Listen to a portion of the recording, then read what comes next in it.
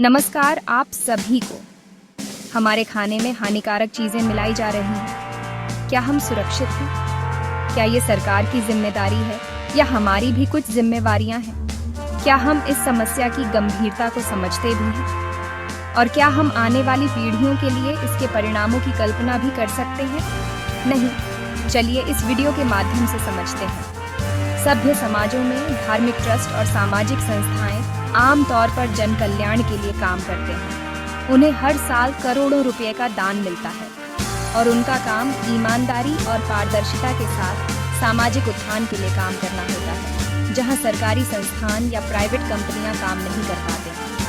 आपने शायद हाल ही में खबरों में देखा होगा कि तिरुपति देवस्थानम ट्रस्ट सुर्खियों में है और इसका कारण है गाय के घी के नाम पर किसी नकली घी का इस्तेमाल। हालांकि इस पर उच्चतम न्यायालय में कानूनी प्रक्रिया जारी है, परंतु हमारे देश के सबसे अमीर धार्मिक ट्रस्ट के अधिकारियों ने स्वीकार किया है कि घी 319 रुपये प्रति किलो खरीदा जा रहा था। अकेले इस बयान से ही साबित होता है कि घी नकली था। कानूनी प्रक्रिया के इतर संस्था के पदाधिकारी नैतिक रूप से भ्रष्ट साबित हो चुके हैं। अगर इतना अमीर ट्रस्ट जो लाखों गायों की देखभाल जिम्मेवारी ले सकता है असली घी का इस्तेमाल नहीं कर रहा है, तो बाजार में मिलने वाले घी का क्या हाल होगा, सोचो।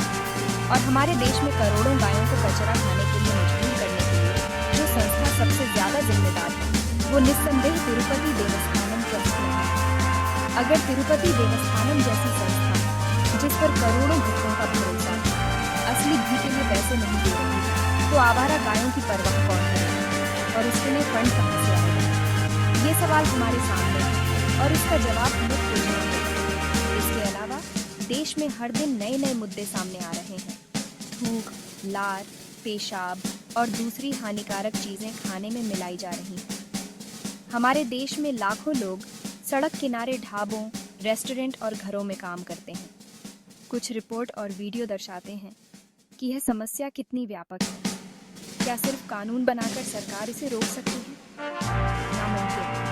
हम कई सालों से प्रशासन के साथ इस मुद्दे पर अपने विचार और समाधान साझा करते आ रहे हैं, लेकिन अभी तक हम कोई सकारात्मक समझ विकसित करने में सफल नहीं हुए।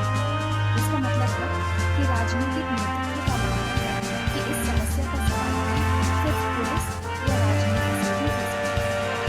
ये बहुत बड़ा सवाल है, लेकिन हमारा मानना है कि यह एक सामाजिक समस्या है। क्या सिर्फ कानून बनाकर इसे रोका जा सकता है, जबकि समाज के सबसे विश्वसनीय संस्थानों का नैतिक पतन हो चुका है? बिल्कुल नहीं। हमें साथ मिलकर कोशिश करनी होगी।